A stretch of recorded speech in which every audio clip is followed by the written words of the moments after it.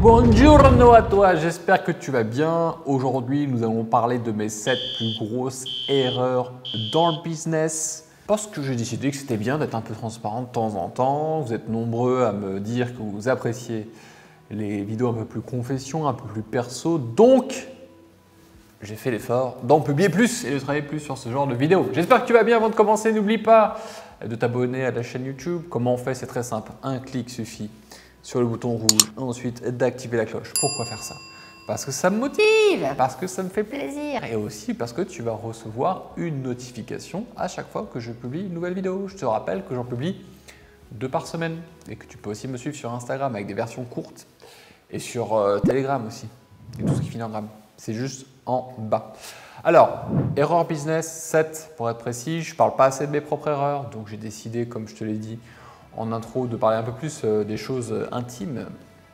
Et là, on va parler de l'échec. Parce que ça va te montrer aussi que tout le monde passe par là et que c'est essentiel de faire des erreurs, d'avoir des échecs dans son entreprise et de continuer à en faire pour apprendre, mais pas faire les mêmes, hein. Sinon c'est qu'il y a un problème, et de continuer à progresser. La première erreur, elle remonte à très longtemps. C'est quand je me suis lancé en 2006. Eh bien, je ne me suis pas lancé tout seul. À l'époque, je m'étais lancé avec 2 amis à moi. En plus, c'est marrant parce qu'ils s'appelaient tous les 2 Alexandre. On était 3 Alexandre. Le cliché.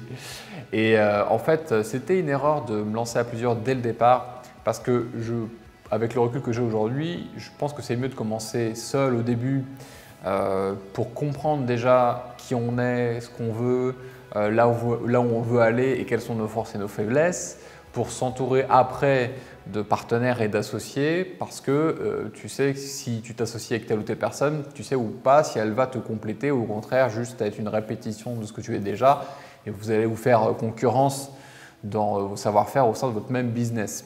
Je te conseille d'être accompagné par un coach, par un mentor si tu le souhaites pour aller plus loin bien sûr, mais de ne pas t'associer au départ et d'attendre un peu, juste si c'est ta première expérience entrepreneuriale. Essaie de bosser un petit peu, quelques semaines, quelques mois seul et après tu pourras voir ce dont tu es capable pour aller mieux chercher des forces en tant que partenaire. Et au départ, tu n'as pas forcément aussi besoin de t'associer, hein. Moi, j'ai mis du temps avant de m'associer après avec mon business de conseil, de coaching parce que là, je me suis lancé au départ avec ses amis mais ça a duré que quelques mois, ça a été un échec. Après, je me suis lancé seul dans Lifestyle Conseil qui est un site de coaching séduction et relooking pour hommes. Et après, quand je me suis lancé en 2015 dans lancer un business, infoprenariat, etc., j'ai mis plusieurs années avant de m'associer avec Gaël et Hugues aujourd'hui. Et avec Adex, mon agence de publicité avec Venanque, Antoine avec Storymakers, tout ça, c'est arrivé des années plus tard. Donc le fait de m'être associé dès le départ au début, ça m'a fait perdre du temps et ça m'a fait perdre 2 amis aussi. Donc voilà, je ne te conseille pas, ça ne m'a rien apporté de positif. Le faire, oui, mais plus tard. Ma deuxième erreur dans le business, ça a été de me former trop tard sérieusement. En fait, pour être précis, j'avais déjà acheté des petites formations pour m'améliorer sur certains points parce qu'à l'époque, j'avais un blog, c'était l'époque des blogs et des forums. Donc j'avais pris des mini-formations pour apprendre à bien développer le SEO de mon blog, bien développer la communauté de mon forum, etc. Mais tu sais, c'était des petites formations, des livres à 20 balles, 50 balles, 100 balles. Et en fait, j'ai attendu jusqu'en 2012 pour investir mes premiers 2000 € dans une formation qui était la formation Product Launch Formula de Jeff Walker. Ça fait quasiment 10 ans maintenant et c'est ce qui m'a permis d'apprendre la technique des lancements orchestrés que j'ai mis tout de suite en application avec mon site Lifestyle Conseil pour une formation qui s'appelait à l'époque Charisme et Leadership. Et non, c'est pas ça, ça s'appelait pas comme ça. C'est n'importe quoi, ça s'appelait les clés du charisme et la matière en elle-même s'appelait Charisme et Leadership. Et j'avais fait 35 000 €. Et c'est là que je me suis dit, j'aurais pu fêter tout ça et sauter de joie. Bien sûr, j'étais content, mais je me suis dit, mince, j'ai lancé Lifestyle Conseil en 2008, j'ai attendu 4 ans avant de faire une vraie formation. Et en fait, ça marche vachement bien. J'ai énormément de résultats. J'aurais dû me former beaucoup plus. Et tout au long de mon parcours, je me suis dit, tiens, j'aurais dû faire ce coaching avant, j'aurais dû faire ce mentorat avant, j'aurais dû faire ce programme avant, parce que j'aurais gagné plus de temps et au final, un peu plus d'argent. Troisième erreur, c'est d'avoir manqué d'agressivité commerciale à mes débuts. Quand j'ai lancé Lifestyle Conseil, j'étais trop en mode publication de contenu, conseil séduction, conseil dev perso, conseil relooking, etc. Mais je n'étais pas assez focus sur la vente. Alors qu'à l'époque, le marché du coaching, de la séduction, du relooking pour hommes n'était pas très concurrentiel. C'était le tout début du marketing digital avec les réseaux sociaux, il y avait à peine la publicité sur Facebook. Donc j'aurais pu avoir un angle un peu plus commercial, un peu plus agressif. Je pense qu'à l'époque, j'avais peur de vendre, ou peur de vendre trop cher, ou peut-être peur de vendre trop cher et de vendre plus régulièrement. Donc avec le recul aujourd'hui, je pense qu'on est un peu plus orienté sur la vente parce qu'aussi on est beaucoup plus aligné avec ce qu'on propose et la qualité. On voit qu'on est au service de nos clients, que nos clients sont super contents. À l'époque, je n'avais pas encore toutes ces choses-là en tête, je n'avais pas relié tous ces points. Donc je ne poussais pas plus que ça à la vente, j'attendais que les gens viennent vers moi et j'aurais tout simplement dû proposer plus de fois mes produits, mes services. Je pense que j'aurais fait plus de chiffre d'affaires aussi. Aujourd'hui, j'ai largement épousé le fait de vendre, j'aime beaucoup vendre, on forme à la vente dans mon équipe, on utilise la technique de Hugues qui est mon associé avec l'Aikido Closing qui est l'art de closer avec bienveillance et fidéliser les clients sur le long terme. On va sortir une mini formation à ce sujet-là qui va bientôt arriver. Bref, on a épousé la vente et du coup, j'ai des entreprises à 7 chiffres parce que je sais que lorsque je vends, je rends service à mes clients et je leur change la vie. Quatrième erreur, c'est de perdre du temps sur des projets qui ne payent pas. Alors j'ai lancé plein de projets qui m'ont fait perdre du temps, de l'énergie. J'avais un projet de livre sur le conseil en style masculin. J'avais déjà sorti des e-books qui avaient bien marché, ça s'appelait l'e-book Look. Et je voulais absolument, par fierté ou par ego ou par je ne sais quoi, avoir un projet final, un livre papier. Et j'ai fait du crowdfunding, j'ai écrit des chapitres en avance, etc. Et ça a été un four. J'en ai déjà parlé dans ma chaîne YouTube il y a quelques années de ce plus gros échec à l'époque. Je voyais ça comme ça à l'époque et ça me faisait vraiment perdre du temps. J'avais aussi un projet d'avoir une communauté, d'utiliser des systèmes de forums développés plus modernes pour développer une communauté un peu à la Facebook, à l'époque de l'Insta Conseil pour ceux qui étaient passionnés de dev perso et tout, mais en fait les gens ne me l'avaient pas demandé, ce n'était pas un besoin, donc j'avais perdu aussi beaucoup de temps, beaucoup d'argent là-dessus et des produits que j'avais commencé à développer mais que je n'ai jamais lancé parce que là aussi, j'écoutais pas les besoins du marché, j'écoutais mes propres besoins d'entrepreneur de créer. Et ça fait perdre un max de temps. Donc fais attention lorsque tu lances des projets, des produits, des services, des idées. Assure-toi que ça vient d'une demande de tes clients et de tes prospects. Sinon, tu es peut-être en train d'être dans un délire artistique de créateur. Et ça fait mal à la fin. Cinquième erreur, ça a été d'écouter trop les tendances du milieu de l'infoprenariat. Je fais beaucoup de séminaires à une certaine époque, beaucoup de networking, beaucoup de mastermind. Bon, maintenant que je suis installé à Maurice, beaucoup moins et depuis qu'il y a le Covid, plus du tout. Et je me suis aperçu d'un truc quand on était en année Covid en 2020, que j'étais beaucoup plus focus sur mon business, à l'écoute de mes prospects et mes clients. Et c'est là où on a eu une des plus grosses croissances. Et ce n'était pas forcément en raccord avec ce qui se disait dans le milieu.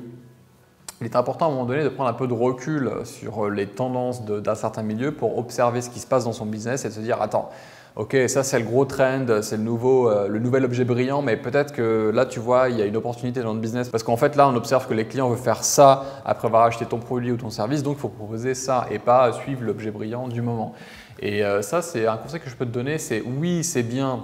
C'est même essentiel de rester à l'écoute du marché, des tendances, etc. Mais de toujours avoir un esprit critique. Et il n'y a pas assez de personnes, moi j'ai manqué aussi d'esprit critique à un certain moment donné, il y a quelques années, sur les tendances et peut-être de prendre en compte le pour et le contre, surfer sur une tendance ou pas et surtout écouter ce qui se passe dans son marché, dans ses clients pour les servir au mieux et souvent ça apporte plus de résultats. Ce qui me permet d'enchaîner sur la sixième erreur déjà, c'est de ne pas avoir mis plus de budget publicité quand j'ai commencé sérieusement la publicité. Alors, la première fois que j'ai mis un budget pub, c'était dans les années 2010, mais vers les années 2016-2017, j'ai investi beaucoup plus sérieusement sur Facebook Ads et Google Ads, sauf que j'aurais dû investir 3 fois, 4 fois plus. J'ai un peu manqué de courage à l'époque pour me dire que ça allait m'aider à développer beaucoup plus rapidement mon business. Mais c'est vrai, je pense que je suis passé à côté d'une véritable opportunité d'investir beaucoup plus et de développer beaucoup plus et beaucoup mieux mon business. Mais j'ai envie de me dire que le cadeau derrière tout ça, c'est que de la frustration de jamais avoir trouvé un traffic manager sérieux m'a permis de rencontrer Vedank, avec qui je suis associé aujourd'hui avec Adex. Donc ça a été aussi un cadeau d'être frustré parce que si à l'époque j'avais fait beaucoup d'argent grâce à la pub, je pense que j'aurais pas eu ce besoin de chercher le prestataire idéal que j'ai aujourd'hui, qui est aussi mon associé. Un petit regret, mais à moitié, qui m'a apporté à moitié un cadeau. Et enfin, septième ou dernière erreur dans mon business, mais en fait, il y en aurait beaucoup plus. Je pense que ça mériterait de faire une autre vidéo parce que je pourrais en citer une dizaine d'autres. Dis-moi d'ailleurs si ça t'intéresse que j'en fasse une deuxième partie. C'est plus actuel, c'est une erreur que j'ai faite ces derniers mois, c'est d'avoir traîné sur le fait de devenir organisme de formation et d'obtenir la certification Calliope qui permet de rendre ces formations éligibles au CPF. Parce qu'aujourd'hui, le CPF, il y a beaucoup de clients, beaucoup de prospects qui veulent acheter nos programmes avec le CPF, avec les aides de l'État. Et il y a quelques années, je suis passé à côté parce que je me suis dit, voilà, ce n'est pas encore un standard et on veut vraiment des gens qui sont motivés et qui veulent mettre leur propre argent sur la table. Aujourd'hui, ça a changé, c'est devenu un standard. Il y a beaucoup de gens qui le font et nous, on l'a activé trop tard. Là, il faut savoir que ça prend énormément de temps de mettre au point l'organisme de formation, la certification, etc. C'est vraiment un gros chantier, ça a beaucoup traîné. Ça, c'est vraiment un gros point noir. Mais j'ai une bonne nouvelle, c'est qu'aujourd'hui, alors on n'est pas encore certifié Calliope, mais ça va arriver dans quelques semaines. Par contre, on est déjà organisme de formation reconnu par l'État français, donc ça c'est cool. Et la certif Calliope va arriver avec CPF, etc. Donc d'ici la fin de l'année, autour de octobre-novembre. Et là, tu pourras, si tu n'es pas encore passé à l'action, rejoindre nos programmes en utilisant tes crédits CPF. Voilà la bonne nouvelle du jour. Eh bien, merci d'avoir regardé cette vidéo. Pour aller plus loin, si tu veux te lancer, j'ai mes livres, ils sont là. Regarde, hop, magie. L'aide d'un entrepreneur pour te lancer en partant de zéro autour de son expertise, savoir-faire et passion. C'est gratuit, tu peux l'avoir en description. C'est en physique, tu as juste à payer les frais de port. Et si tu es un peu plus avancé, donc c'est pour les débutants, si tu es un peu plus avancé, prisonnier du succès. Donc ça, c'est pour passer d'artisan débordé à chef d'entreprise libéré. Et là aussi, c'est gratuit, il y a juste à payer les frais de port. Et pour aller plus loin, tu as aussi toutes mes formations pour se lancer juste en dessous. Et tu peux prendre un appel téléphonique avec mon équipe si tu as besoin d'être orienté sur le meilleur programme d'accompagnement qu'on peut te proposer en fonction de ton profil et de là où tu en es et là où tu veux aller aussi. Je te souhaite une excellente journée. Ciao!